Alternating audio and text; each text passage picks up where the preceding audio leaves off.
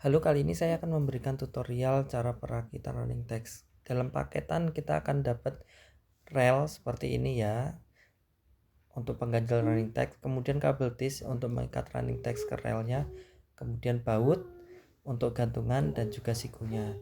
Kemudian jika sudah ada power supply, terus kemudian kabel power, kemudian ini kabel pita data, terus kemudian panel P10. Kali ini saya pakai warna merah. Terus kemudian ini adalah controller HD-W2 untuk single color.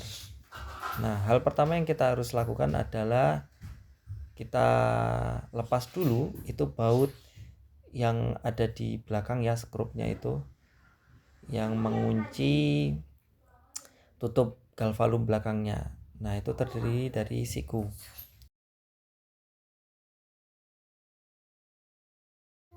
Pastikan semua baut sudah terlepas, kemudian kita taruh di tempat yang aman untuk tutup belakangnya. Selanjutnya kita siapkan panel P10-nya yang mau kita pasang. Kita taruh di bawahnya itu, disesuaikan dengan relnya. Untuk kali ini kita pakai 3 panel ya. Dan ini kita harus perhatikan ada tanda panah ke kiri dan ke kanannya dan ke atasnya. Jadi jangan sampai kebalik. Kalau kebalik nanti biasanya jadinya error. Jadi kita satu arahkan panah ke atas dan panah ke samping dari kiri ke kanan biasanya. Selanjutnya kita siapkan rel pengganjal P10-nya. Jadi kita siapkan ditaruh di dekat ujung dari panel. Kalau misalnya kita mau taruh power supply-nya di bagian itu. Gunakan kabel tis untuk mengikat antara panel P10-nya dengan rel pengganjalnya. Ulangi proses ini sampai dengan semua rel terpasang. Masing-masing P10 akan mendapatkan 2 buah rel dan diikat 4 buah kabel tis, yaitu kabel tis yang pada sisi kiri atas, kanan atas, kiri bawah, kanan bawah. Jadi total kabel tisnya masing-masing panel 4 dan total relnya masing-masing panel 2 buah. Pasangkan semua rel dan kabel tisnya pada P10 dan kita pastikan semuanya kencang dan kuat agar posisi panel P10 tidak bergeser dan rapat. Kemudian selanjutnya kita ukur power supply yang akan kita tempatkan di bagian dalam running text. Nah, kita ukur berapa dimensi yang dibutuhkan dan kemudian kita ikat relnya di bagian pinggir dari power supply. Jangan sampai bagian power supply ini terhalang oleh rel. Jadi kita sesuaikan di lubang bautnya itu yang paling pinggir, kita ikat ke bagian rel supaya tidak mengganjal power supply. Kemudian kita ikat semua kabel tisnya, kita rapikan, kita kencangkan dan kita sesuaikan, kita potong kelebihan-kelebihannya supaya lebih rapi. Selanjutnya kita siapkan untuk pemasangan kabel data. Nah, di bagian kabel data itu ada warna merah dan warna putih. Bagian warna merah itu kita hubungkan dengan controller yang ada tanda panahnya. Pada controller yang kali ini kita gunakan jenis WF2 ya. Nah, itu di pada controllernya ada tanda panahnya. Tanda panah itu kita paskan dengan warna merah pada kabel data. Selanjutnya kita pasangkan ke panel P10-nya. Jadi mulai dari yang paling sisi kiri ya. Sisi paling kiri maksudnya.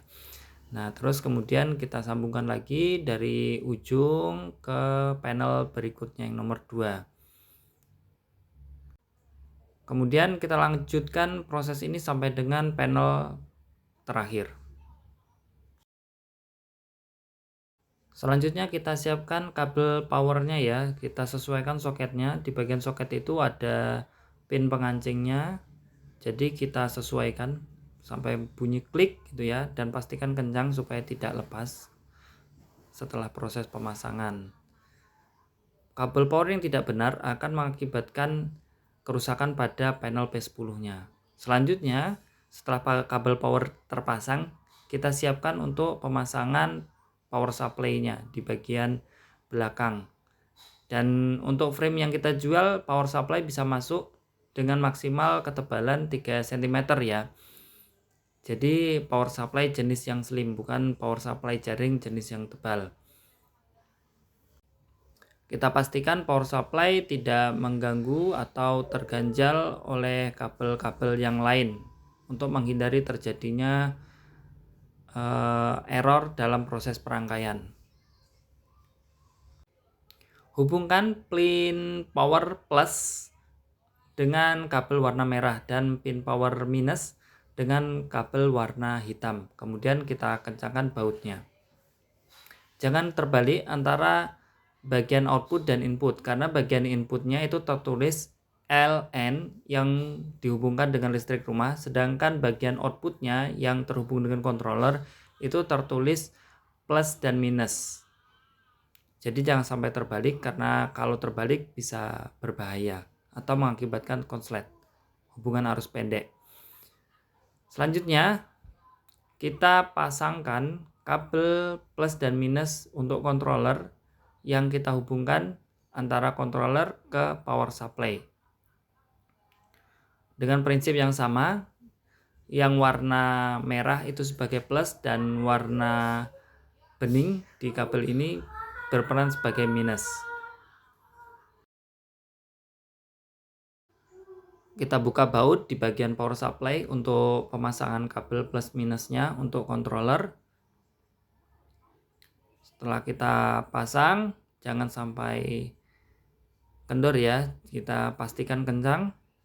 Kalau kendor nanti kabelnya lepas, bisa juga kabelnya masuk ke jalur yang lain mengakibatkan hubungan pendek arus listrik atau konslet. Kita kencangkan kembali untuk yang minusnya, terus kemudian kita pasangkan ke controller. Jangan kembali antara plus dan minusnya. Biasanya di controller ada tulisan ground dan 5 volt. Nah, plusnya itu bagian 5 volt dan ground itu bagian minusnya. Kita kencangkan hati-hati karena agak sedikit ringkih bagian yang di controller untuk pin powernya. Jadi jangan terlalu kencang karena mengakibatkan bisa patah bagian pin powernya.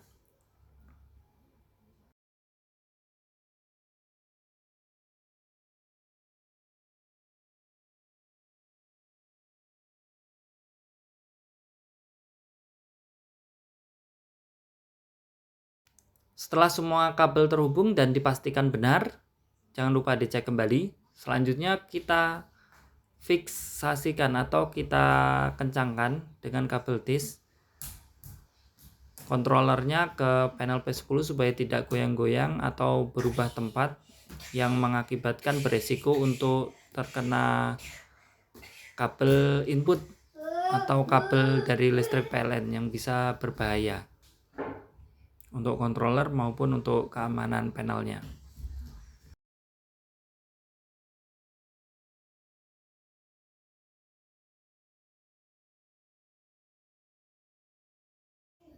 Kemudian sebelum kita lanjut ke proses berikutnya, pastikan semua bagian sudah kencang dan sudah fix dan aman. Baru kita lanjut ke proses berikutnya. Selanjutnya ini adalah proses untuk pengencangan power supply ke casing ya. Jadi kita sambung-sambung kabel disnya karena kebetulan tidak cukup ya panjangnya. Nah, kemudian kita rekatkan menggunakan kabel dis, kita kencangkan supaya power supply-nya tidak bergoncang dalam proses pemasangan yang mengakibatkan lepas dan resiko untuk konslet.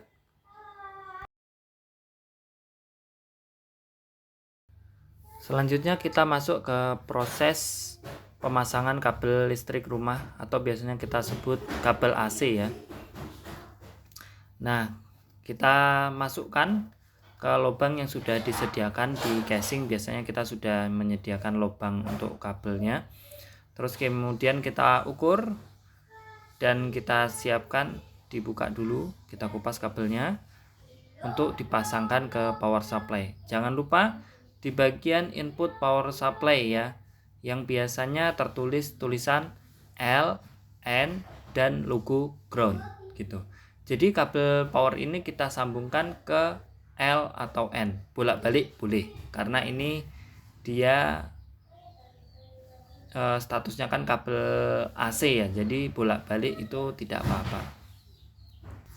Kita buka bautnya yang di power supply, kemudian kita pasangkan kabelnya dan kita kencangkan.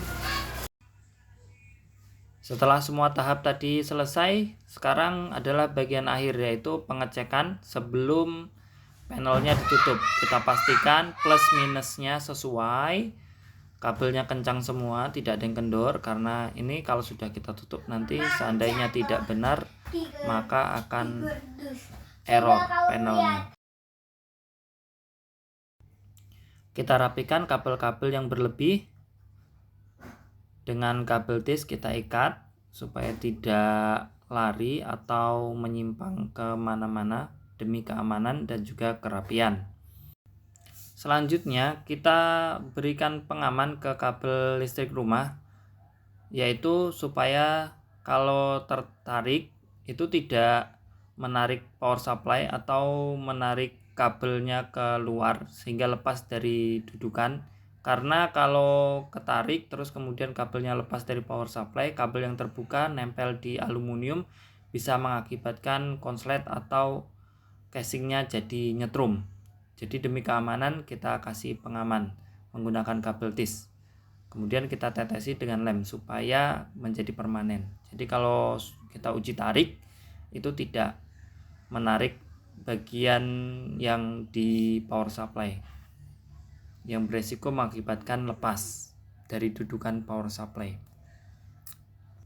Selanjutnya, sebelum kita colokkan listrik, kita pastikan semua rangkaian sudah aman dan pas. Selanjutnya kita colokkan ke sumber listrik.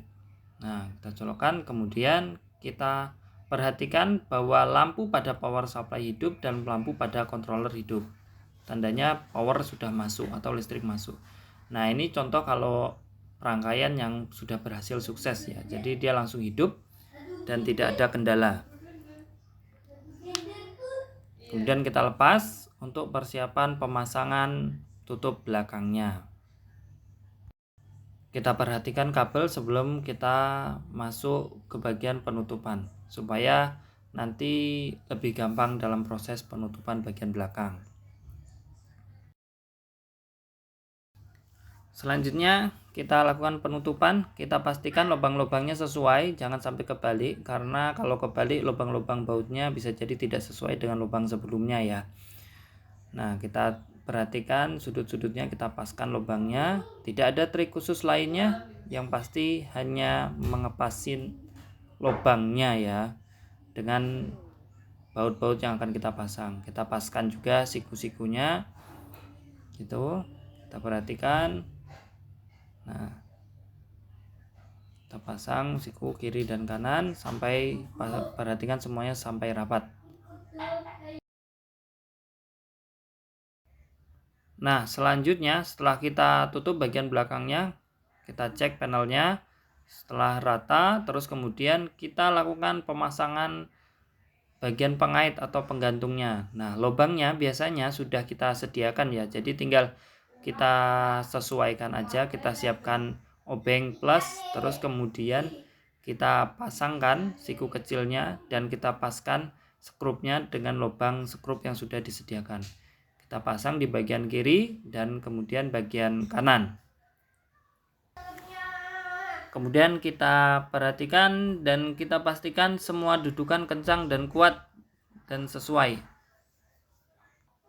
Bagian terakhir yaitu kita luruskan panel-panelnya. Kita perhatikan bagian LED baris putih itu sampai dengan lurus atau kita pepetkan ke bagian sisi atas dari frame running text. Nah, setelah semuanya lurus dan pas, kita cek kembali. Nah, akan muncul. Nah, Dari tulisan itu kita bisa lihat bahwa tulisannya tidak naik turun lagi karena garis antar LED-nya sudah lurus. Biasanya ada celah sedikit ya. Nah, celah-celah sedikit itu nanti akan kita rapatkan dengan silen, ditutup dengan silen.